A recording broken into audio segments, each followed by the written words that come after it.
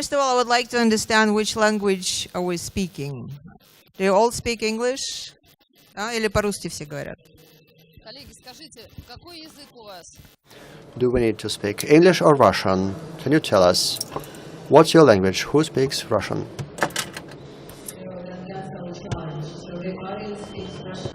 You would rather speak English. Or should we get you no? English? All right.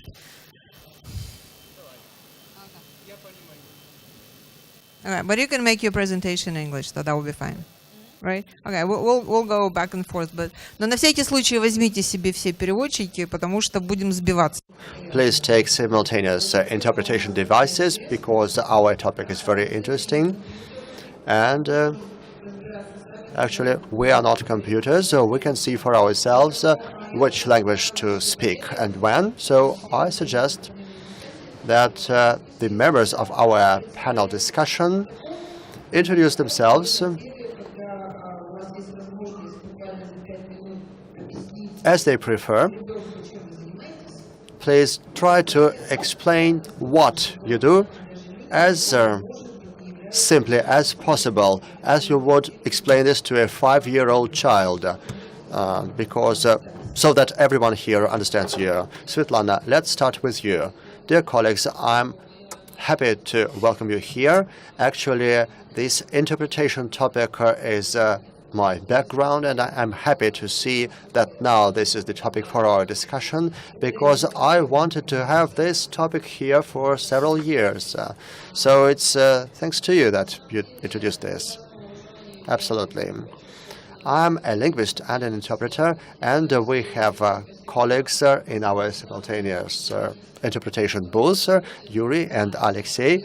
It's really strange to interpret something on interpretation, and I protected a thesis on philology, so I'm an expert in pure science if we do not talk about computer translation and other things.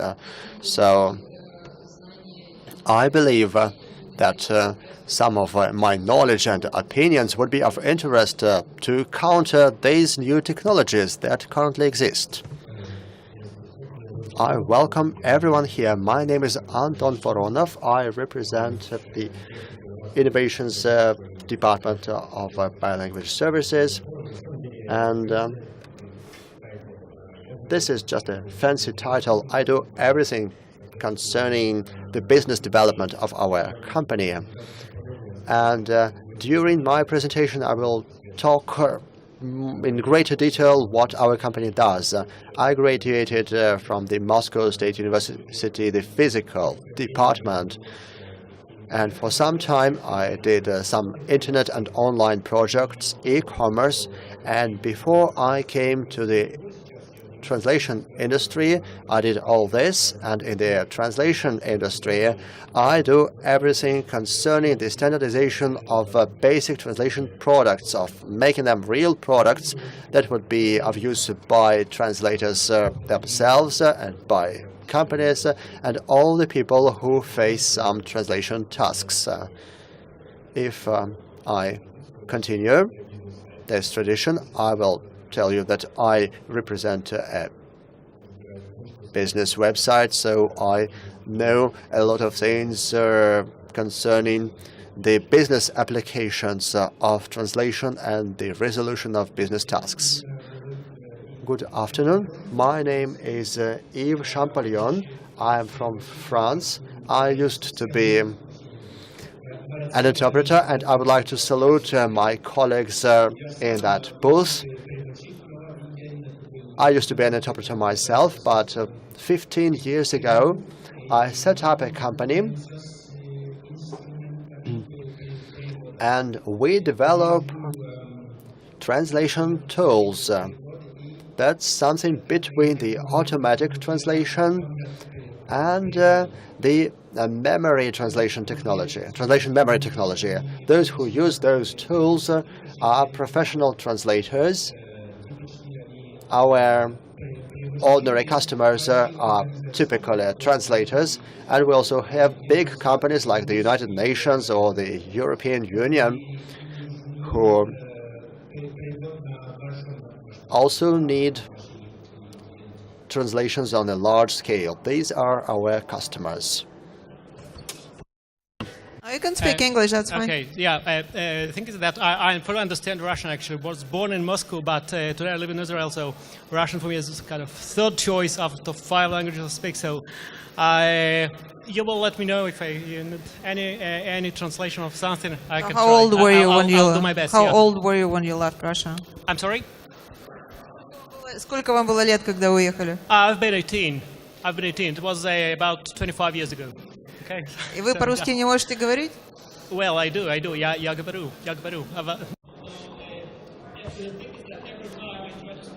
So I do speak Russian. Directly reply me in English, so I was kind of... Okay. Ну ладно, мы Anyway, вам простим. okay, so my name is Aaron Blikovsky. I'm CTO and co-founder of SpeakingPal.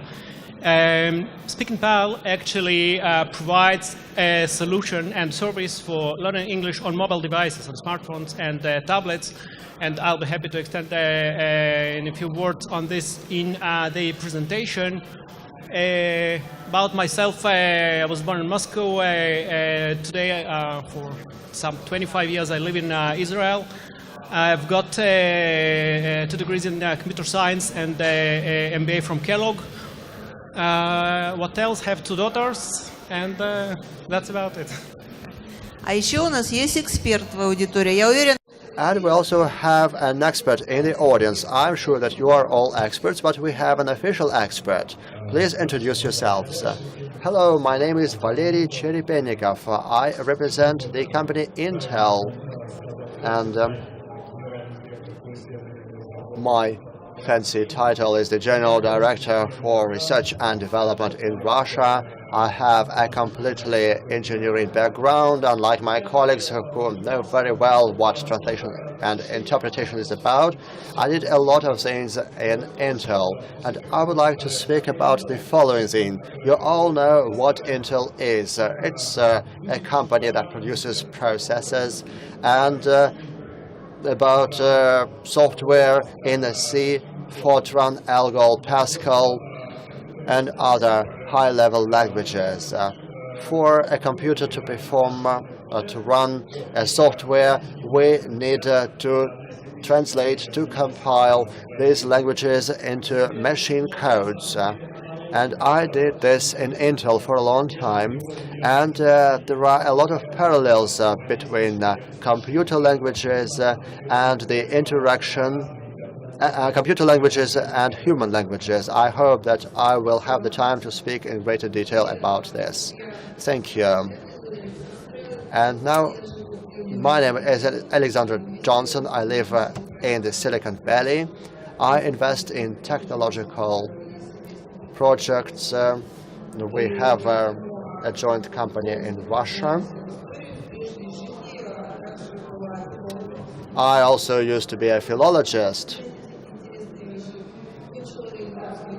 I graduated from the Leningrad University, and after that I studied in Berkeley. I got my education in the Silicon Valley, and I taught English in the Leningrad University. That's why I was asked to moderate this session, because it seems that I know everything, and we will find out who invests what. So let's decide which of you will make the presentation. I know that you weren't able to agree on this before this. Well, I will speak very briefly. So what we do is that Svetlana will speak very briefly, Anton will make a 10-minute presentation, 10 minutes, and a discussion after that. Very good, Svetlana, you can start. Well, as I said, this is indeed my favorite topic. And as my colleagues said, once again, hello to colleagues from the booth. So the traditional question, will we be replaced by computers? Will the interpreters be replaced by computers? I started in the 1990s, and when there was a discussion whether the machine translation is going to emerge, whether it's it will be of the same quality as that of a human translator. All the systems that were tested were not up to the standard. And I think that one of the problems is the huge gap between linguistics and the IT sphere. The topic of big data, which has been discussed during the first and second day of this forum, is very important, and I think it is for a reason that our colleagues here have a linguistic and philological background.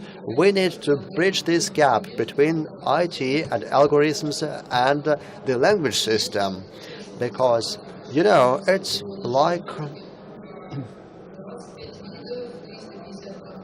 having a thesis on this theme about 25 types and 200 subtypes, so it's just what we have in the brain, and we have lots of different types of languages, and it's very difficult to really understand what the backbone principle of a language is.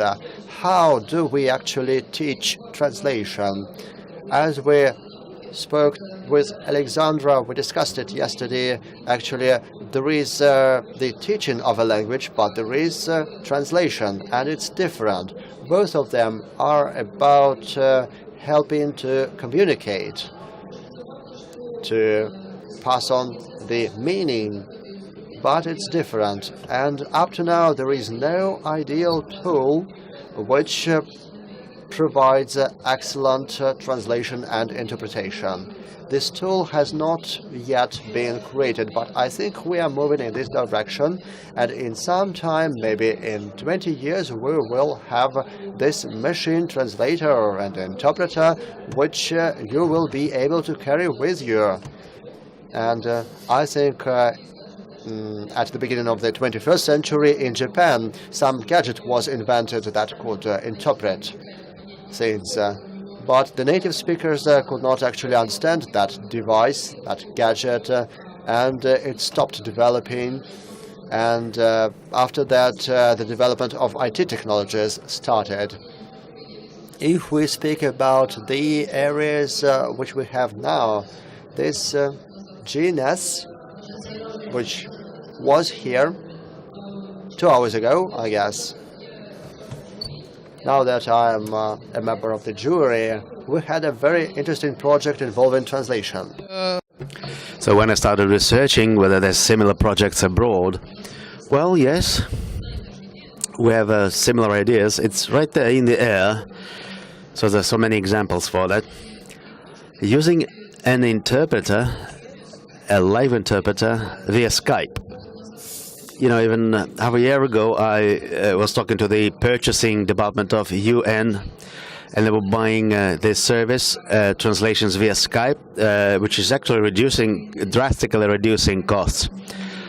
In fact, Microsoft is doing that okay. I don't know about smaller companies. Smaller companies are offering those services, like translation companies, translation bureaus all over the world. And you have people sitting in Moscow somewhere, or New York. So you have a net, you have a staff of interpreters that will be prepared to translate real-time, online. And even this big purchasing department of United Nations, they went this way, actually followed this way. So they would normally take a native speaker, most commonly a bilingual. So they could be sitting at home and be translating online. But we cannot tell that there's a major shift in this translation business. So there's no program as such. There are no developments. But would you imagine, sorry for interrupting, but that's one of my skills, I can interrupt. But could you imagine a situation where you can, just no way you can replace a live interpreter? Because it's a human being that should be doing this. Well, so far, for the quality of translation, interpretation to be very good, very high, there's no tool to do that. And very often I know that interpreters, they do use, Google Translate, Multitran, all those tools, they do that. But that's an assistant tool so that you can translate most of the words in the text, but then you have to edit it yourself. In simultaneous translation, I have my doubts, really. Abby doing something like that, something fantastic. We have an expert here. He would like to talk. Do we have an extra mic, please? But thank you, Svet. Well, I was going to say, it's easy to imagine that things that computers then do not handle and that is transmitting emotions. And that is very important. There is no good solution so far, unless you use a smile sign when typing. So in some cases, you need a human interpreter to transmit this emotional side of the message. So we have one more expert, but Evgeny, can we call you an expert in introducing you? Good day, name is Evgeny Kuznetsov, the Russian interpretation company. Well, nothing else. Just another comment. When you're learning and studying linguistics and translation interpretation, at least the Russian school, they taught us not to transmit emotions. So you should be that a dubbing agent, that you should not be imposing something, because if you are next to the speaker, you should be talking to him very low, no emotions, very cool. So emotions are to be transmitted by the speaker itself, original speaker. At least this is a tradition of the Russian interpretation school. My colleagues, the interpreters, they do that, do they?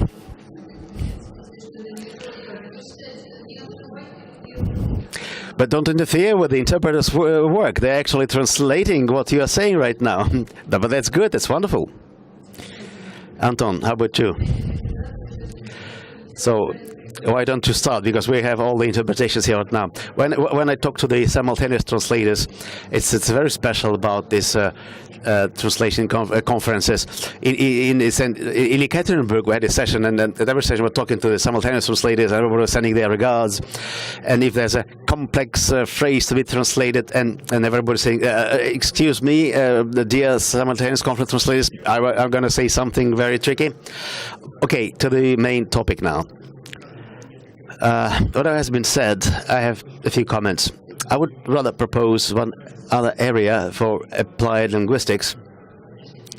That will be the analysis and different applications for data search and data structuring.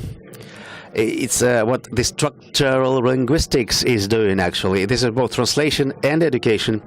And this trend is growing now, the analytics. That's exactly where you use the most complex linguistic approaches.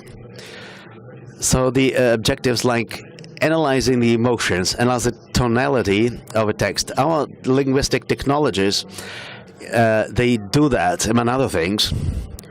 And this technology is called Compreno. And aside from searching for data and structuring data, it is also capable of analyzing the tones, the tonalities, the intonation of a message. There's positive or negative connotations in it. Well, that was a very fast comment, though. Okay, I have my presentation on the screen now. So I'll be standing up, if you don't mind. Okay, I'm going to tell you today, aside from our basic discussion on the complex technologies having to do with computer translations and speech identification, I'd like to tell you about the general background of the industry. What is this interpretation translation industry, and what are the technologies available? So I can give you a wider background for us to understand what is this target, what is this job of the title of our panel, in fact. I'll try to be very concise. Let me start with telling you, in short, what our company is. I don't think you can read properly. It's a small screen. So here's some key figures and facts on our company. EBI Language Services. Aside from developing in translation technologies, we're also actually a contractor for translations. That's our daily business. We have a good feeling of the market, and we can actually use that in the development of our technologies.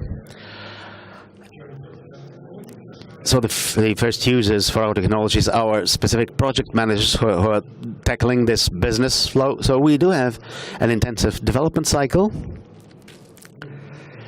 so we can test new things rather promptly. So we design a lot of interesting things. Let's have a look at this business of interpretations and translations. In short, some key figures. The worldwide market for translations, as estimated, different estimates, $35 billion annually, which is a lot. Professional translations. And Russia accounts for $500 million of that, which is 1.5%. So the market is growing fast, and I'll tell you a little bit later the reasons for that. So the estimates for the year 16 is going to be $43 billion worth of business. So the main story, as noted by most of us, is a great growth of the volume of content that we, humanity, produce. So I have this figure here with so many zeros, which is close to a zero. This share of content that the translations industry is actually translating, which is but a negligible figure. But the number of content produced by humanity is doubling every 1-2 years. So this is serious business, and none of the translation industries or segments is growing that fast. And the number of languages where this content is actually requested or needed for, in order to cover the 90% of the audience, for you to be understood, you needed 13 languages in the year 3. Then it was 21 languages in the year 13. By the year 20, there's going to be 50 languages, almost. So the number of languages required is growing. So moving to the challenges of the business, the growth of the content, then the appearance of the new types of content. There's social media, there are different kind of content, there's different automated devices that are generating content without human participation. So the task of localization, they're getting more complex. So you're not only translating the documents, but also localizing applications, software, which is a more complex job, requiring special approaches. So there's a need to reduce the timelines for translations, and that was already mentioned today. So everybody wants to have translation real-time, online, so that you'll be talking to your computer live. So if you have a document, you want to have it translated like this, immediately. So there should be a service, a technology to do that high quality immediately. So life is speeding up, requirements are growing. So there's a need to reduce costs. And Google actually has made a breakthrough, a revolution, by making translation almost free, something free. So the requirement to understand things has been removed by Google, absolutely free. So in the classical jobs of translation still faces that task of reducing costs. But there's a limited capacities with the industry or the business, because there's a limited number of interpreters. So what could be the solutions? It's possibly automation and integration. And then if we're talking about the classical translations, it's not what it used to be 10 years ago. And we'll discuss it also today, later. Some documents are integrated and generated by the translation system directly from the storage system, and they could be sent directly to translation without managerial participation, so that translators will be getting that online, real time. So the process is getting to be more integrated and it's getting to be faster. Secondly, the adaptation of this process. Before that, we had the 3-stage process, translation, editing, and proofreading. And right now we have some simpler processes. Sometimes it's just the translator, or maybe a translator with a proofreader without the editor. If it's something less responsible, if it's not the marketing content, it can be just the translator. And in some cases, people use non-edited machine translation as a type of their content. Sometimes it's done for some tourist websites when feedback from tourists is translated by a machine and placed on the website. Thirdly, the third solution is the accumulation of linguistic assets, that is glossaries, translation memories, and also machine translation engines, because machine translation is one of the assets which makes it possible to speed up all those processes and make them more effective. And finally, the simultaneous work of the translators. It's when translators can work as a huge team, as a big team, working simultaneously on a certain translation. And the new technologies of machine translation. Once again, the topic of our panel, the task of localization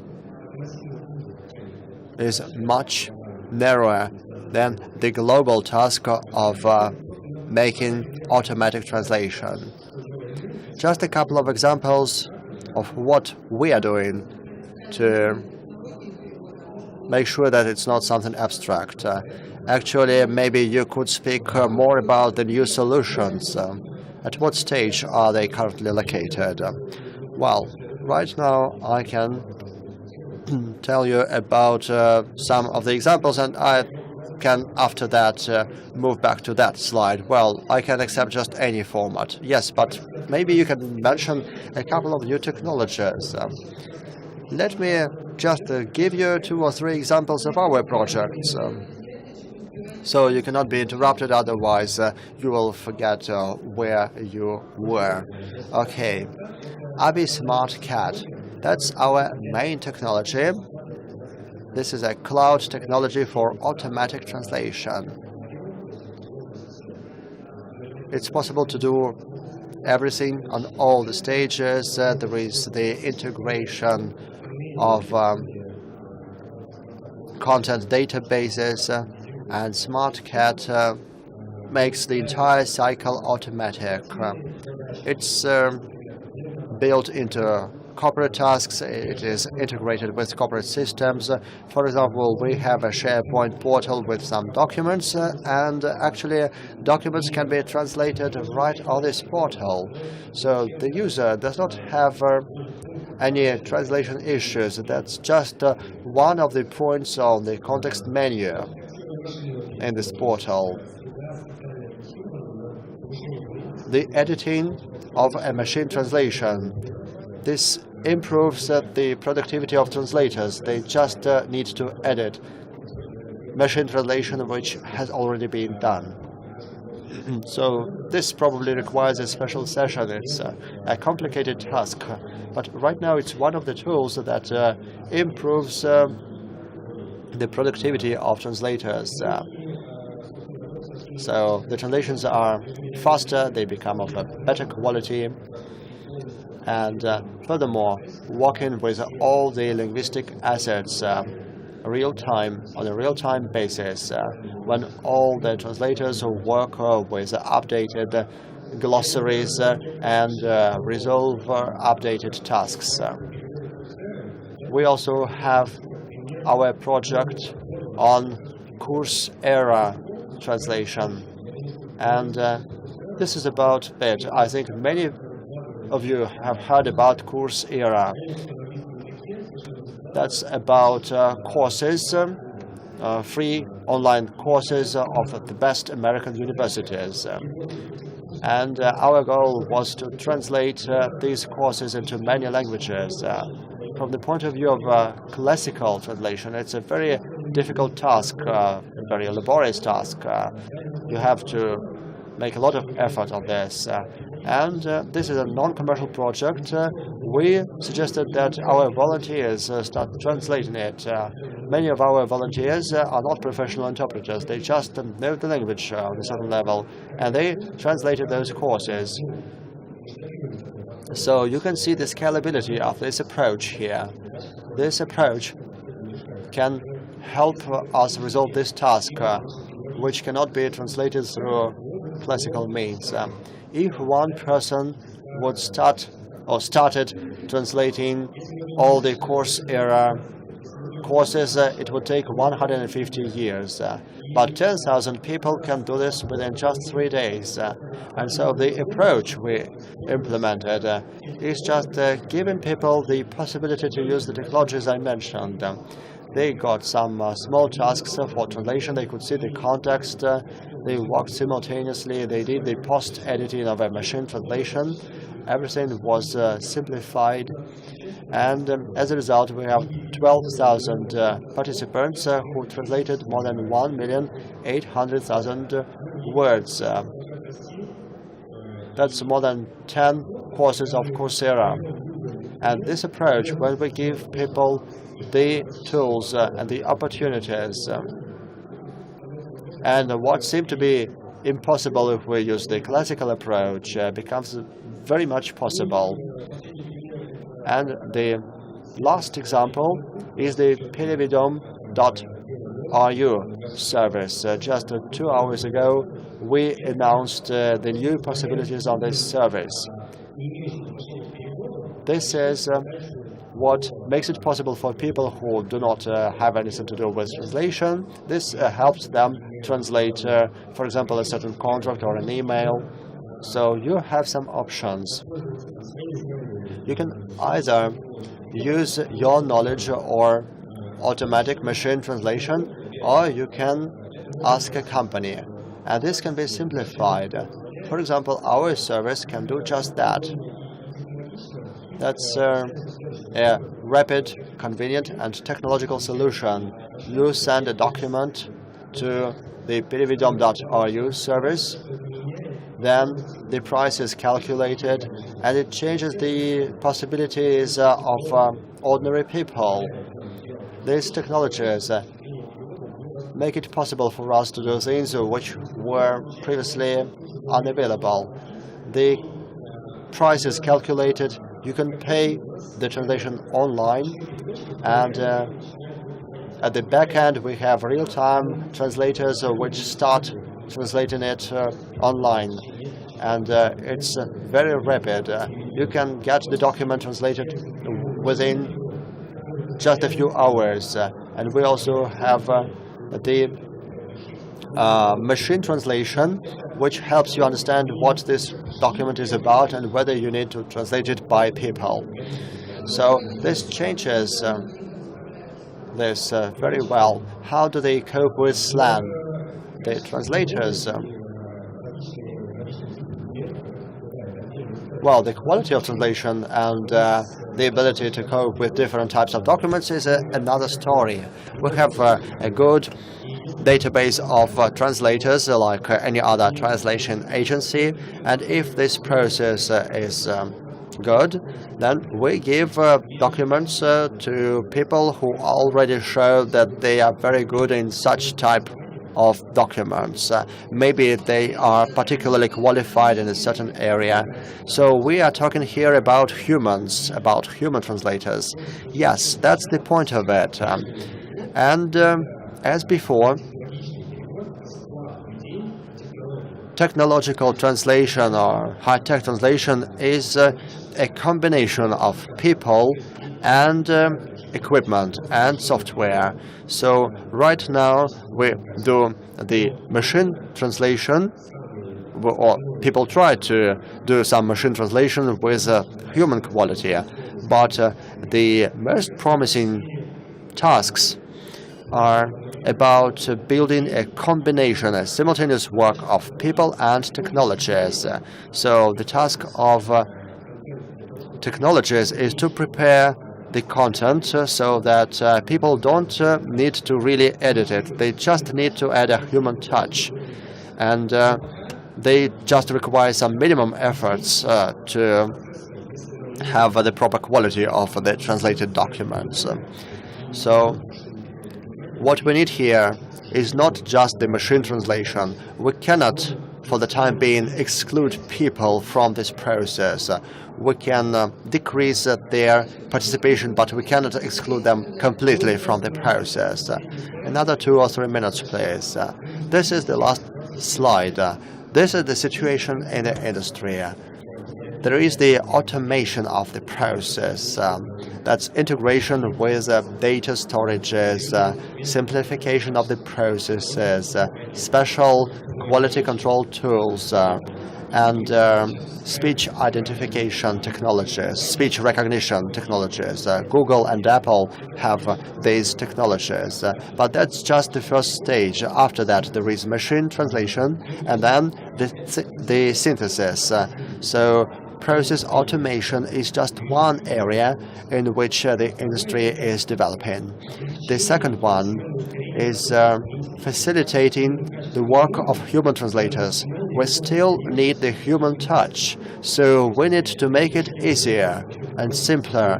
We need to use specialized tools such as RB Smart Cat, Wordfast, about which we will hear soon. This is the simultaneous work, the cloud technologies. People just have to get registered on the website, type in their login, and this is also about quality control, once again. And there's the third block, machine translation. That's the separate part. It's a topic of separate discussion, but right now it's much more complicated, and the industry is developing in many different areas at the same time. And actually, the important thing is when we finally have the technology, which is part of the topic of this panel discussion, but I don't think it will happen soon. It is a fundamental problem. This is the problem of artificial intelligence. I think computers will not start speaking and will not start having artificial intelligence anytime soon. Thank you very much. One question now, please, and then we will have a Q&A session when all the panel participants will be able to speak. Anton, I don't really remember the source, but this was a very good source by the United Nations report on the problem of minor languages. And the problem is that due to globalization, some minor languages keep dying out, and very soon there will be just 10 basic languages, and every person on earth will speak one of those 10 main languages. You've said that the number of languages keeps growing, and I would like to understand why. Because it's a bit contradictory to this report that I saw. I understood your question. It would be interesting to check this information about the 10 languages, but the main factor is that new economies get involved in the global economy, such as India or some African countries where people use the mobile phones. Sometimes they just have one socket in the village, but they all have mobile phones. That's the main factor.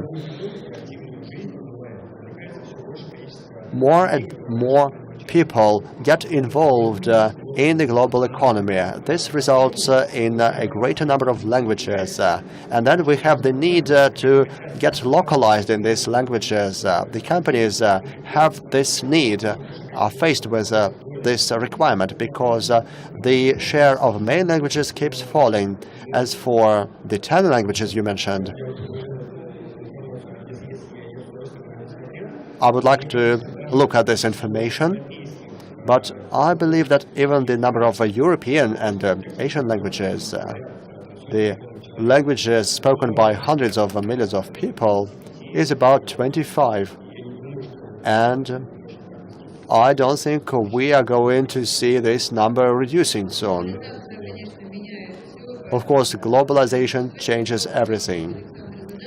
A short question to Alexandra, please. From Alexandra. Anton, please do not disappoint us. You mentioned that you really need the human touch, but ABBYY had some announcements. We are waiting for the product, and you are now saying that we need a combination of humans and machines. It would be nice if you just made a classification. Maybe you can just translate some of the documents by computers. Of course, it's not Shakespeare, but maybe at least some of the documents. I believe that you can fully translate some of the documents by computers by now. Isn't that correct? Well, just for the document processing, of course, it's possible. If we talk about the processes which can become automatic, we just need to determine what quality of translation we need. If we just need this translation for understanding, and if the content is not really important, it's not really critical, if people's lives do not depend on this, then we just can use computer translation to get the understanding of this text. For example, if we talk about navigation in the cities or when we need to communicate with a taxi driver, a machine translation is possible. You can just use Google Translate. You can go to a country and you can just use the machine translation without knowing the language. But what I would like to add is that we need to be based on the quality of translation. In some parts, and aspects it's impossible, but we can still minimize the human involvement, and as a result it will be much easier to simplify this process. So you will meet after this session and you will be able to speak about it in greater detail. And now let us give the floor to the next speaker. 10 minutes. Yeah. Good. I'm not very sure what you want to hear. What's most interesting for you? I can speak about the business of translation, what a professional translator does every day. I could speak about the mechanics or how automatic translation works, which is a more theoretical question. I'll speak about Wordfast, the company that I created, but it's a more business-like point of view. So you're going to ask the audience what interests the audience better? What do you like to hear about? Are you давайте на самом деле, правда, решим, да? Okay, so let's decide. Do you want to listen about the business-like approach, about the business? Do you want to speak about translation? I think we should understand our audience. Давайте поймем, кто у нас вообще в аудитории. Кто из вас... Let's see who is in the audience. Which of you are translators? Entrepreneurs, companies, teachers. And do you teach languages? No. And who are everyone else? Lawyers? Who are the rest of you? Students? Any reporters?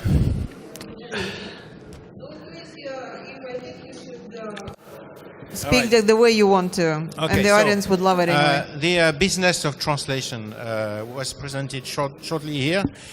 When you have action, you always have reaction, right? That's a basic law of physics. That's why airplanes fly. When you have a globalization, you automatically have a reaction, which is a desire to return to the roots, to where you come from. So some people are scared about globalization is going to level everything. No, it's not true, in fact. The more globalization goes, the more people want to return to their roots. Take the case of South Africa. South Africa had 2 official languages until 1991. It now has 11 official languages, which means everything which is said in the parliament, or every act of law, everything has to be translated 11 times. Take the EEC, the European Union went from 15 member states to 25 now. So that places a huge demand on the translation industry, and that means more and more translators are required to localize this world. So Wordfast is a company that creates translation tools that helps translator works. Now, translation tools don't translate. If you want to have an automatic translation, you can go to Google Translate or Bing Translate and have a free, more or less word-for-word translation, or what we call translation by example, which is free. Translators are being paid for producing top-grade human translation, but still they use translation tools, which use a technology called translation memory. The translation memory is actually human-grade translation, which is recycled to boost the output of a human translator. Like if a human translator can do 2,000 words a day without a tool, he can do twice as many words in a single day with a tool, but still, it's still human translation which is at work.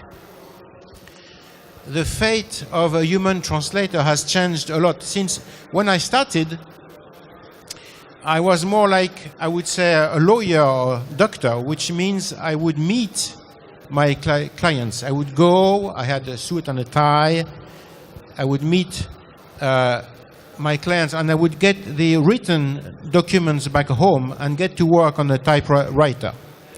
In the last 20 years, the activity of a professional translator has been completely changed. First, the binary relation between the translator and the client is almost finished now.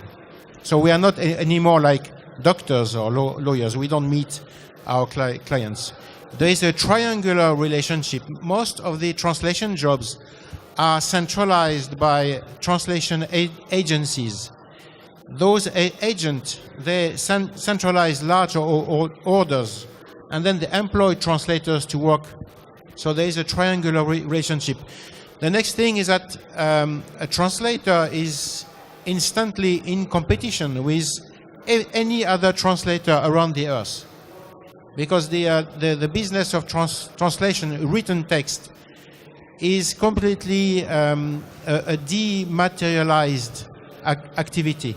The documents are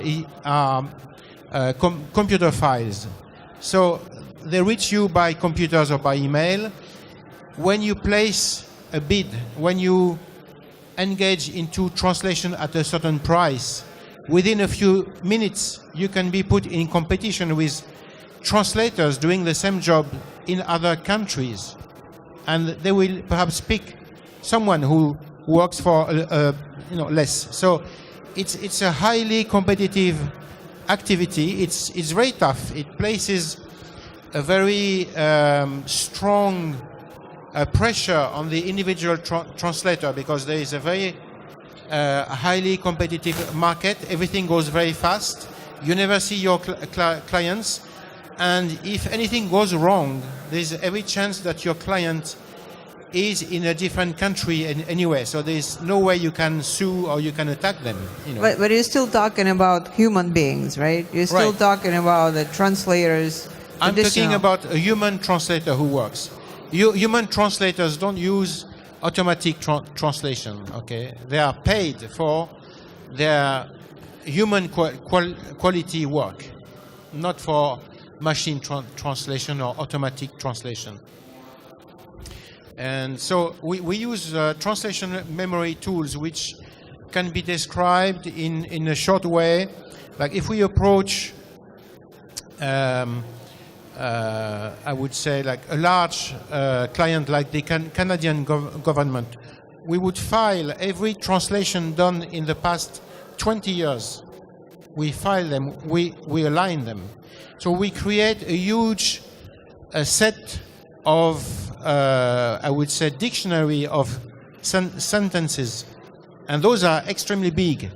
It's what we call big data, as Anton spoke analytics, about, yeah. right? And when you translate, we first go and look if perhaps a similar translation has been done in the past. And if you stay inside a vertical activity, like you work for one same company all the time, there is every chance that there is repetitive work. The only things that change from year to year are dates or names, but those are things you don't translate in the first place. So we can update them, and we can bring to the translator a proposed translation which is not machine translation. It's just pulled out of what some other translator has done in the past, which is brought back. It's like chess players studying the chess game Right. It's before they play. Yes, that's a very, very good analogy. So these translation memories have a tendency now to be server-based, which means the translator plugs into a server somewhere in the world which can centralize massive memories of past translations, and those can be brought back to the translator, and the more translation is done, the faster it gets, actually, because the richer the memory of the past, the better the translation goes. Now, on the other hand, it also drives the price of translation down. So there is a pressure put on the translator at the same time, because the more translation memories work instead of him, the less he's being paid. So there is a strong debate among those who engage in written translation now, because they are confronted with this idea that, well, I'm just here to proofread what machines may bring to me. And, right now there's a very strong, I would say, discussion among translators about what the future of human translation will be like. Do you want to guess? What do you think it will be like? Well, I think the day when artificial intelligence will have made it in the end is the day when computers will translate and translate right. And that day is still very, very far away. And I pray it doesn't come very soon, because if that day comes soon, it means translators are so smart that we would live in a sort of Terminator 3 or 4 or 5 age when machines actually take our place. But so do you think machines can translate hidden messages? I think that is something which is quite impossible for a machine to get. Do you think they will get there too? Well, there was a guy actually who had this very dangerous idea. He said if computers don't translate well, that's because they don't understand us. Computers don't understand humans. And the guy had this proposition. He said, why don't we talk the way computers do? Why don't we make short sentences up to the point? That's what texting is, right? That's yes. We're getting there. Sometimes I read those text messages to me and go, is it a robot who sent it? Yeah, so if you were born somewhere in 1950 or 1960, and you see the way your kids text all day, you may pull your hair off, because this is the age when humans try to talk computer-like, so that machines can post-edit or post-process what we do.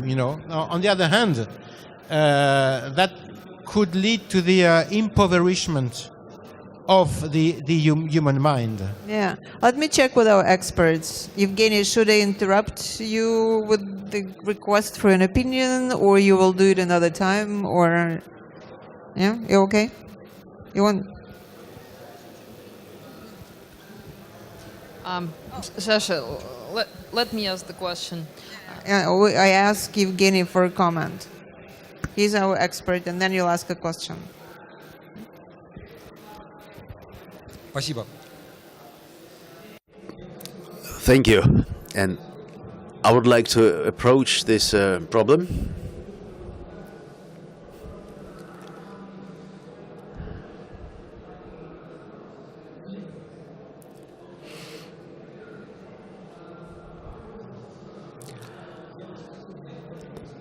I would like to look at this problem at a different angle. I'm quite worried lately. To what extent all the linguistic technologies actually change our social and economic realities? Because we're actually approaching a situation where we'll break a number of cultural linguistic barriers between the countries. And this is the case when the technology is moving ahead without actually anybody thinking of what's going to follow after that. So it's one of the mental differences that the labor market, and now I'm quite familiar with this problem. When I was in Moscow labor market, we have so many migrants here, and there was a language barrier that was a little bit withholding that. And that is visible all over the world. There are certain groups of people, billions of people, would be ready to move and travel and migrate, but it's a language barrier that is stopping them, preventing them from doing so. So we should clearly understand that as soon as the quality and the cost of translation will enable any person to do a simple job without learning a language, we will face billions of people willing to migrate within a few years. And this is actually very interesting for myself. So I'd like to ask everybody here, to what extent is that feasible?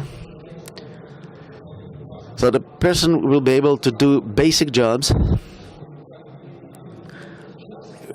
now mentally opposing moving to another country. Now this shift requires 2 or 3 years, but then in the future a person will be able to relocate and able to communicate with a gadget immediately upon arrival. That will change it dramatically. So one have to bear in mind billions of people, huge markets, influx of millions of people to better cities, so the labor markets will be deformed greatly. So talking about a theory and the practical side of it. So this is quite serious. Well, I believe this is a complex problem, and one should probably set up a company to handle that, and they will tackle this, and they will ask for solutions, and will probably invest in that, while contributing to adaptation.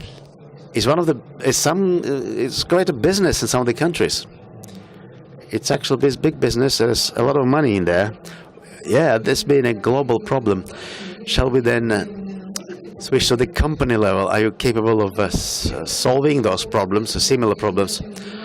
Well, I don't know, because we can't hear properly. There's so much noise outside of this room. So I think Evgeny really stated a huge problem which needs a solution. So the question is, how can we move from the theory of migrating people from all over? What was the number you said? Я думаю, что речь идет о миллиардах людей. I think we're talking on billions of people and hundreds of millions. Move into a different place and just speaks like a native. Will your company do that?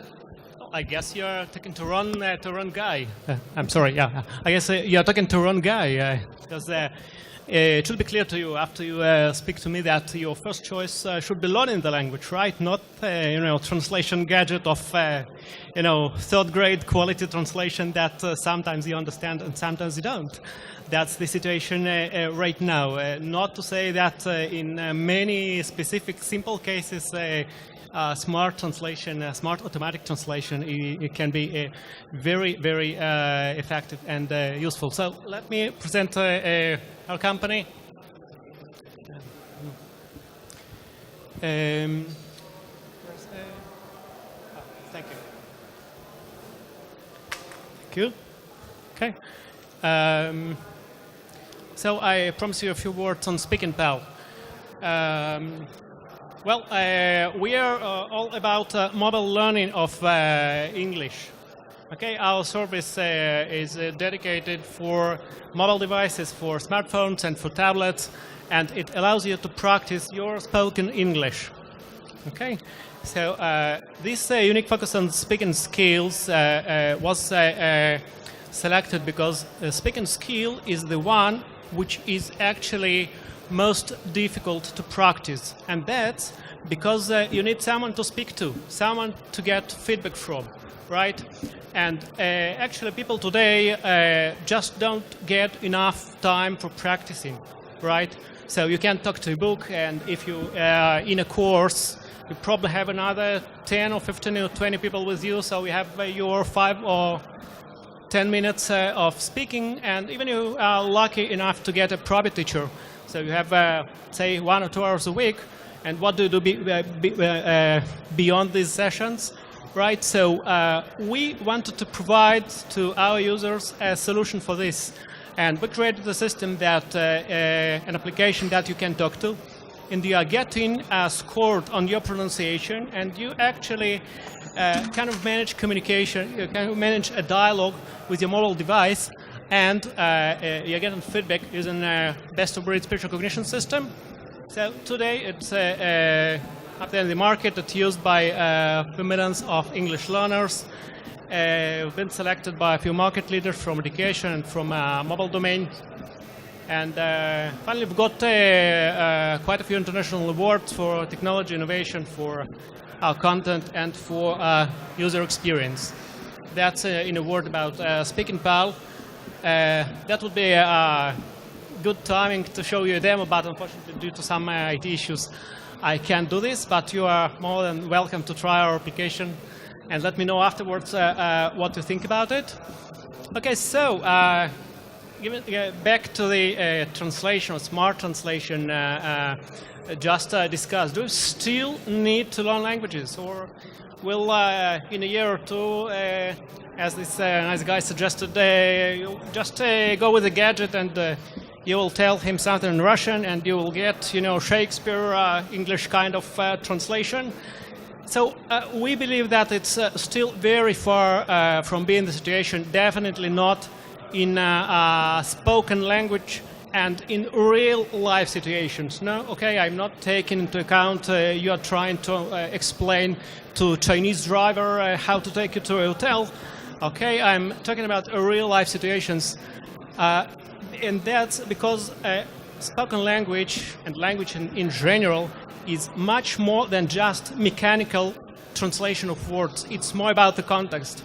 It's more about, you mentioned emotions before that, and it's even more than this. It's about understanding of the whole situation, the body language, the, what was said and what was not said, okay? So it actually requires you to learn some of the mentality of the target culture, of the target language, and just one very short example. Will you speak on the microphone, like? Okay, sorry, yeah. So I had once Indian Offshore Development Center, and in one of my first projects with them, I was talking to the group manager there, and I asked him a very simple question: will our project be completed on time? And he made this nice Indian sign, shaking his head, and said, yeah, it will be completed on time. So he said yes, sorry, he said yes. Okay, so I was very happy with his answer, obviously, but in the end of the month, I realized that I shouldn't be that happy, because actually I had to understand, and that came later, that it just means that, well, I understand your question. It does not mean that the project will be completed on time, in no way. And even more than that, I learned with the time that because I was senior than him, he couldn't provide me any other answer. He couldn't say no. It was as simple as that. So those things that, good automatic translation wouldn't give me. So I say that maybe in 10 or 15 or 20 years, an smart translator, would say me, yeah, the guy said yes, he understands your answer, and regarding the project, no, it won't be completed on time, or ask more questions, or something like this, okay? So just as one example. So what was the result of that project? Did you make him work, or? Eventually. Yeah, so the question was, should we worry that smart translation machines will decrease demand for learning languages? No, the answer is not. Demand for learning languages is actually going higher and higher. Today, more than 1 billion people all over the world learn English language. And here we have the problem. as there are 350 million native English speakers, and English teachers of this is just a very tiny part. So there is a huge lack of good English teachers. So we have a problem, and when we have a problem, we also look for some innovation to solve it. So let's have this point in mind, and let's see another problem. Right here, this is a curve of learning process. I can think that it's specific for languages, but it's actually applicable to many other domains. So you have confidence, students' confidence, as a function of time, okay? How you can see how confidence of the student develops over time. So in the beginning, it's all fun, right? So you've just learned your first 10 Japanese words. Okay, so yeah, wow. They say it's a complicated language, but here I am, I've just learned it. And the advance and the first stages are actually, it's simple and it's very encouraging. But then as things are going to progress, you learn that you need to learn some grammar rules and another few hundreds of words, and then things start to be complicated. And most of students become frustrated, okay? And it takes time and effort and willpower to overcome this. So unless you have a really strong drives to continue learning, you will stop, or you will continue learning frustrating. Okay, so our goal was actually to help people to overcome this period, okay? So after you started with your first words and you want to continue learning, how do you do it in a good way? So learning should be fun, right? So that sounds simple, but Errol, I can't wait to see your next slide. How you get from this crying baby to that smiling face. How do you do that? How can you help? Because I know that learning language is painful. That's right. So how do you do that? Will you tell us? I have a good hint for you. So most people perceive learning grammar rules as not fun, okay? They just do. No scientific explanation for this. But on the other hand, most people do think that speaking the language, okay, actual speaking, even though you may pronounce some of the things incorrectly, but if you speak and you're getting feedback, this is a fun activity, okay? So if you succeed to squeeze some of the rules, some of the stuff that people need to learn into speaking, then we are already in a better place, okay? So just a part of the answer. And when we're looking on how we are going to implement our solution, of course, I looked at on mobile devices, and that's... Will you do a demo? Do you have a demo of what you do? Yeah, unfortunately, they couldn't connect my iPad, so no demo. I think you're just doing this in trick, so everybody signs up for your service, and that's exactly. what we'll find out. Is that the deal? Exactly, okay. I'm more than welcome. So, yeah, so we have it on mobile devices, and that's because they change the way we do things, right? So almost anything you can think of, there is an app for that. They change the way we are connected to our friends, to our colleagues, to the information. Okay, it's instant. But most important from our point of view, those are engaging devices. It's just fun to operate. You know, I look sometimes, I have a 3-year-old daughter, and also my mom, who just use iPad almost without my help. Okay, so that's, I think it's an amazing fact in itself. So you don't need to tell users it's engaging; they just know that. So we try to create this kind of next generation learning, and we are looking for natural user experience. So in our case, we use dialogues. Okay, so we wanted the user to feel like it just talks to someone. So he talks with a video actor in the app, and he gets responses and he gets scores. So it's as much as close to a real communication as we could think of. And of course, you want it to be cost effective. Sometimes you can use community. It's very easy to scale. Students can help to each other. Teachers can help through the same mechanism. And of course, ultimately it should be fun to learn. So those will be our goals. And some people ask us, so let's say you create your solution, so there is no need for teachers anymore. So the answer is, of course, it's not true. We need teachers to motivate students. We need teachers for the human touch, to direct and to inspire and to set goals. And we need technology to provide the support, to provide support for self-learning, to facilitate access to information, and that's what we are trying to do. So checklist for best practices in mobile learning. So you need to focus on the purpose, right? So if you want to provide, let me ask a question. Why is that people want to learn English? They want to have a better job. So your target market are young professionals, okay, for example. And if you would like to provide an application for kids, you would probably design a totally different application with different content. You need to plan the learning process, right? Your building blocks of which the learning,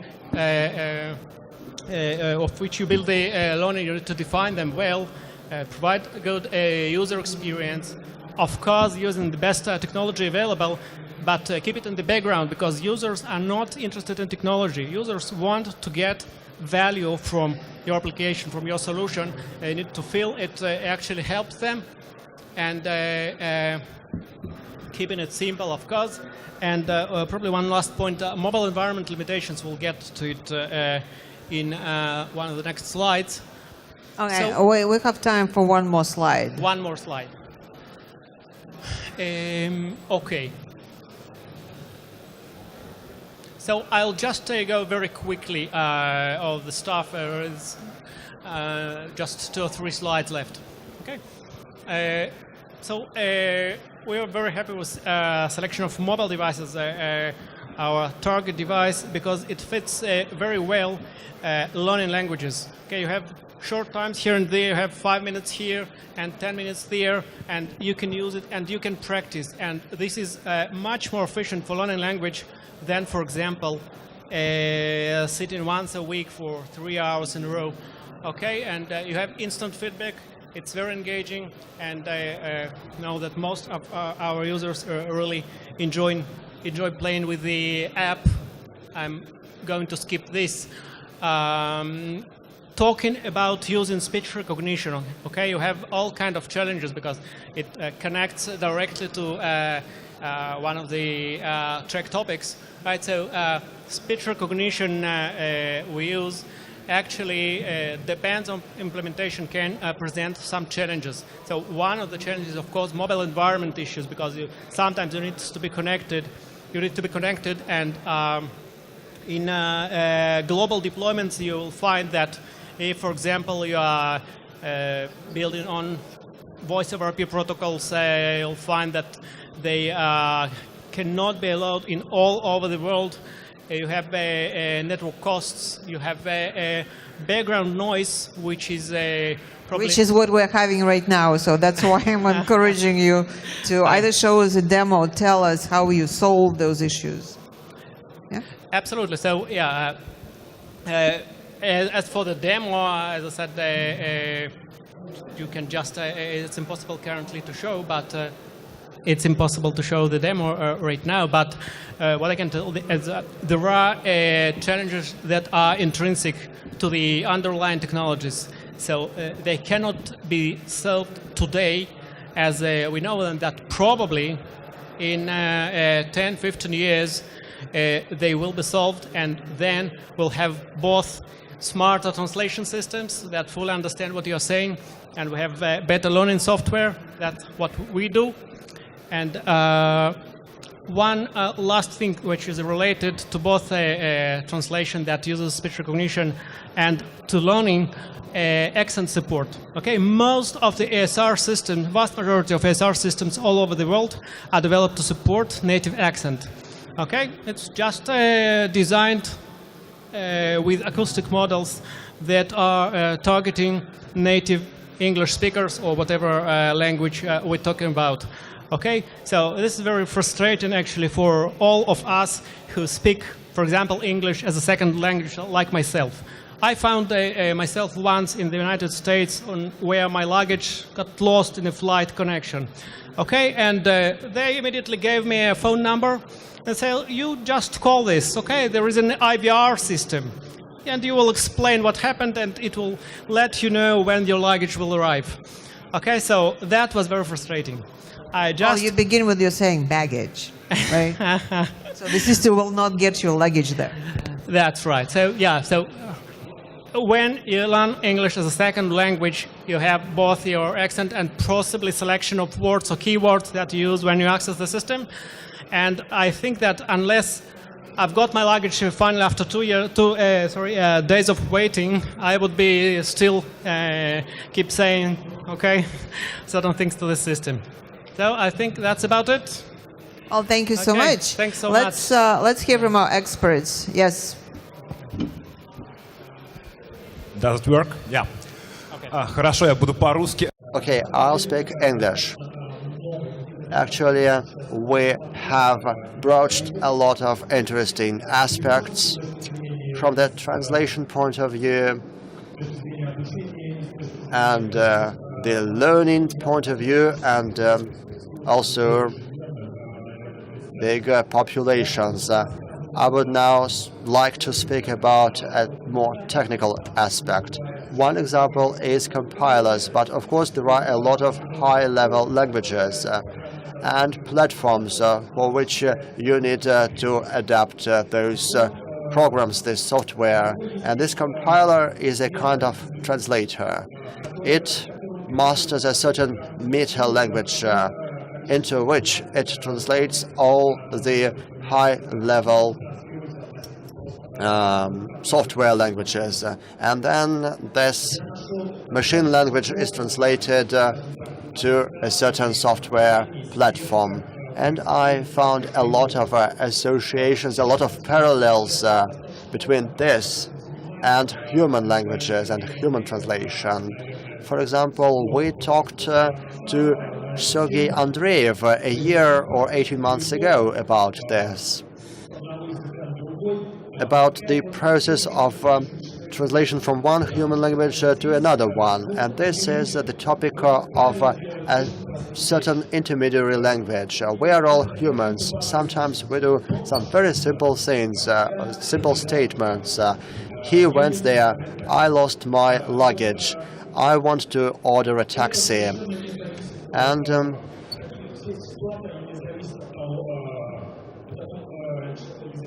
all these situations are the same. They don't depend on what language a person is talking. I believe that, of course, these situations do not cover 100% of human lives. We always have Andrei Bolkonsky from War and Peace by Leo Tolstoy, and we cannot translate such literal things. But I believe that 90% or more than 90% of situations can be described on a certain meta language, on a notional language. And I believe that this task will be resolved quite soon. Now, let's stop here, I guess, because I think our second expert also has an opinion to share, and then we'll give the opportunity to our patient audience to ask their questions. We will only have 5 minutes for that. I will just continue what has been now mentioned. We keep talking about the translation of simple speech structures. It's quite easy. But real communication, particularly in the area of science, innovations, business, it's always about shades of sense, the final subtleties, the intuition, and there's a huge question whether it's possible in principle. I know that Abby works with some linguists who work with ancient languages, and actually I doubt if there is a chance when we start understanding each other without the study of English. Well, we probably can study and learn English, but there are a lot of subtleties in Chinese, in Finnish, in French. We cannot learn all those languages. That requires a huge effort. And there is a certain cultural monopoly. For example, there is some monopoly of national cinema and so on, but there is just one language on which all the machine languages are based. So even machines will soon start talking to people in one language. Maybe we can just talk assembler, but most people speak on more high-level languages. So this results in certain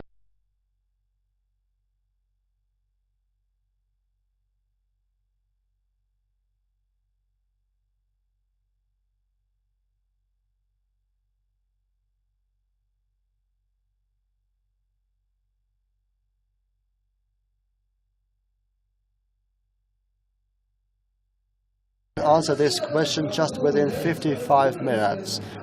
Just within, even in 50 minutes. So let's just think about it and then exchange emails. So my question is as follows. I don't think that this is a question to anyone in particular.